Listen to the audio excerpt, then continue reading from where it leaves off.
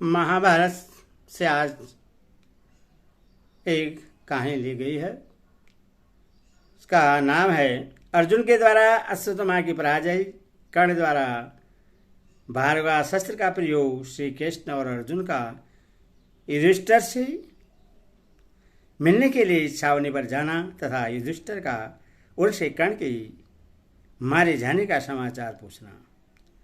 संजय कहते हैं, महाराज इसी समय अश्वत्थामा रथियों की बहुत बड़ी सेना साथ लेकर जहां अर्जुन खड़े थे वहां ही सहसा आ धमका।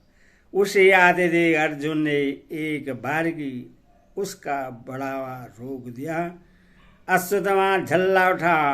वह बाणों की मार से श्री कृष्ण और अर्जुन को आच्छादित करने लगा। यह देख अर्जुन ने हंसते हंसते दिव्यास्त्र का प्रयोग किया, किंतु अश्वत्थामा ने उसका निवारण कर दिया। उस समय अर्जुन ने अश्वत्थामा का वध करने के लिए जिस जिस अस्त्र का प्रहार किया उन सब को द्रोण कुमार ने काट डाला। उसने अपने बाणों से दिशाओं तथा उपदिशाओं को ढककर श्री कृष्ण की दाहिनी बाह में तीर बाण मारे। तब अर्जुन ने उसके घोड़ों को घायल करके संग्राम में खून की नदी बहा दी। उन्होंने अश्वत्थामा का धनुष काट डाला। यह देख उसने अर्जुन पर वज्र के समान भयंकर परीक्षा का प्रहार किया, किंतु अर्जुन ने उससे हंसते हंसते काट डाला। अब अश्वत्थामा का क्रोध और बढ़ गया। उसने इंद्रास्त्र का प्रयोग किया, परंतु अर्जुन ने महेंद्रास्त्र से उससे शांत कर दिया। साथ ही अश्वत्थामा को भी अपने बाणों से ढक दिया। द्रोण कुमार ने अपने सहायकों से उन बाणों को काट गिराया और 100 बाणों से श्री कृष्ण को तथा 300 से अर्जुन को बीत डाला। तब अर्जुन ने भी अश्वत्थामा के मर्म स्थानों में 100 बाण मारे और उसके सारथी को एक भल्ले से मारकर रथ से नीचे गिरा दिया। उस समय अश्वत्थामा ने स्वयं ही घोड़ों की बागडोर संभाले और श्री कृष्ण तथा अर्जुन को बाणों से ढकना आरंभ किया। उसके इस पराक्रम की सभी योद्धा प्रशंसा कर रहे थे। इसी बीच में अर्जुन ने हंसते हंसते उसके घोड़ों की बागडोर को शुभ्रों से तुरंत काट डाला। अब वे घोड़े बाणों की मार से अत्यंत पीड़ित होकर भाग चले। उस समय पांडव विजयी पाकर चारों ओर तीखे बाणों की वर्षा करते हुए आपकी सेना को खदेड़ने लगे। उन्होंने कौरव सैनिकों को इतनी पीड़ा पहुंचाई कि वे आपके पुत्रों के रोकने पर भी न रोक सके। तदनंतर दुर्योधन ने बड़े स्नेह के साथ कर्ण से कहा, महाभाव देखो, पांडवों ने हमारी इस विशाल सेना को बड़ा कष्ट पहुंचाया है। तुम्हारे रहते हुए यह भय के कारण भागी जा रही है। यह जानकर जो उचित समझो करो। पांडवों के खदेड़े हुए हमारे हजारों योद्धा अब तुम्हें ही सहायता के लिए पुकार रहे हो। दुर्योधन की बात सुनकर कर्ण ने हंसते हंसते अपने धनुष पर भार्गवास्त्र का संधान किया। फिर तो उससे लाखों करोड़ों अरबों बाण प्रकट हुए जो अग्नि के समान प्रज्वलित हो रहे थे। उन भयंकर बाणों से समस्त पांडव सेना आशाजित हो गई। उस समय कुछ भी सूझ नहीं पड़ता था। उस युद्ध में भार्गवास्त्र की मार से हजारों हाथी, घोड़े, रथी और पैदल प्राणहीन होकर गिरने लगे। पृथ्वी कांप उठी। पांडवों की संपूर्ण सेना व्याकुल हो गई। कर्ण द्वारा मारे जाते हुए पांचाल और चेदी देश योद्धा भय के मारे भागने और चिल्लाने लगे। साथ ही भगवान श्री कृष्ण और अर्जुन की पुकार करने लगे।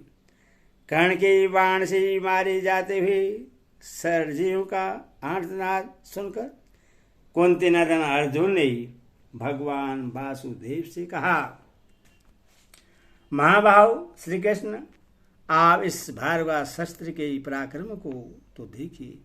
युद्ध में किसी तरह भी इसका नाश नहीं किया जा सकता। उधर कर्ण अपने घोड़ों को बढ़ाता हुआ बारंबार मेरी ओर देख रहा है। इस समय उसके सामने से भाग जाना भी मैं ठीक नहीं समझता। श्री कृष्ण ने कहा, पार्थ, कर्ण ने राजा युधिष्ठिर को बहुत घायल कर दिया है। इस समय उनसे मिलकर और धीरज देकर फिर कर्ण का वध करना। यह कहकर जनार्दन युधिष्ठिर से मिलने के लिए आगे बढ़े। उनका उद्देश्य यह था कि जब तक अर्जुन धर्मराज से मिलेंगे तब तक कर्ण युद्ध करते करते खूब थक जाएगा। भगवान की आज्ञा के अनुसार अर्जुन अपने घायल हुए भाई को देखने के लिए रथ पर बैठे बैठे चल दिए। चलते चलते उन्होंने अपनी सेना में सब ओर दृष्टि डाली, परंतु कहीं भी अपने बड़े भाई को नहीं देखा। तब वे बड़ी तेजी के साथ भीमसेन के पास पहुंचकर उनसे बोले, राजा युधिष्ठिर कहाँ हैं? भीम ने कहा, धनुराज युधिष्ठिर यहाँ से छावनी पर चले गए। कर्ण की बाणों से घायल होने के कारण उनके शरीर में बड़ी पीड़ा हो रही थी। संभव है किसी तरह जीवित हों। अर्जुन बोले, यदि ऐसी बात है तो आप शीघ्र ही उनका समाचार लेने जाइए। कर्ण के बाणों से अत्यंत घायल हो जाने के कारण अवश्य ही वे छावनी की ओर चले गए हैं। उनकी क्या हालत है यह जानने के लिए आप शीघ्र चले जाएं। मैं यहाँ खड़ा हो शत्रु को रोके रहूंगा। भीम ने कहा, अर्जुन, यदि मैं चला जाऊंगा तो शत्रु पक्ष के वीर यही कहेंगे कि भीमसेन डर गए, इसीलिए तुम ही जाकर महाराज की खबर लो। अर्जुन बोले, मेरे शत्रु सब तक सामने खड़े हैं, आज इन्हें मारे बिना मैं भी यहाँ से नहीं जा सकता। भीम ने कहा, धनंजय, मैं अपने पराक्रम से शतकों का सामना करूंगा, तुम निश्चय होकर जाओ। भीमसेन की बात सुनकर अर्जुन ने श्री कृष्ण से कहा, ऋषिकेश, अब मैं राजा युधिष्ठिर का दर्शन करना चाहता हूँ। आप शीघ्र ही घोड़े हाकिए। तब भगवान गरुड़ के समान तेज चलने वाले घोड़ों को हाकर बहुत शीघ्र राजा युधिष्ठिर के पास पहुंच गए। फिर दोनों ने रथ से उतरकर धर्मराज के चरणों में प्रणाम किया और उन्हें सकुशल देख वे बड़े प्रसन्न हुए। तदनंतर राजा युधिष्ठिर ने श्री कृष्ण और अर्जुन का अभिनंदन किया। उस समय धर्मराज ने यह समझ लिया कि कर्ण मारा गया।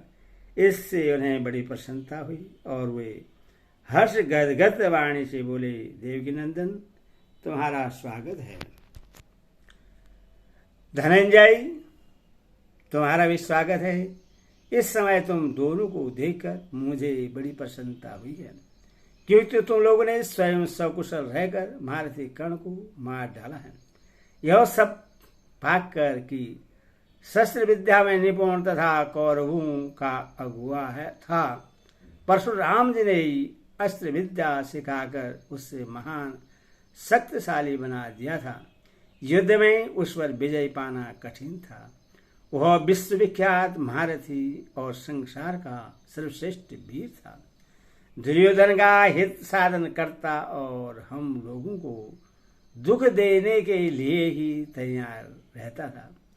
हमारे मित्रों के लिए तो वह काल के समान था। ऐसे महाबली कर्ण को तुम दोनों ने युद्ध में मार डाला। यह बड़े आनंद की बात हुई। भैया श्री कृष्ण और अर्जुन, आज कर्ण ने मेरे साथ भयंकर युद्ध किया था। उसने मेरे दोनों चक्र रक्षकों तथा सारथी को मार डाला, घोड़ों को यमलोक पठाया और मेरे पक्ष के बहुत से योद्धाओं को जीतकर मुझे भी परास्त कर दिया। इतना ही नहीं, उसने मेरा अपमान करके मुझे बहुत से कटु वचन भी सुनाए। धनंजय, अधिक क्या कहूँ, इस समय जो मैं जीवित हूँ यह भीमसेन का प्रभाव है। मुझसे तो वह अपमान सहा नहीं जाता। कर्ण ने मुझे इतना घायल और अपमानित कर दिया, तो अब मेरे जीने से क्या लाभ। अब मैं राज्य लेकर भी क्या करूंगा। पहले कभी भीष्म, द्रोण और कृपाचार्य से भी मुझे जो अपमान नहीं मिला वह आज सूत पुत्र से प्राप्त हुआ। इसलिए अर्जुन, मैं तुमसे पूछता हूं कि किस प्रकार सकुशल रहकर तुमने कर्ण का वध किया है। यह सब समाचार मुझे सुनाओ। वीरवर, कर्ण की बाणों से जब मैं बहुत घायल हो गया तो उसका वध करने के लिए मैंने तुम्हारा ही स्मरण किया था। इस समय कर्ण का वध करके तुमने मेरे उस स्मरण को सफल बना दिया है। बताओ तो सूत पुत्र को तुमने किस तरह मारा। हरि ओम।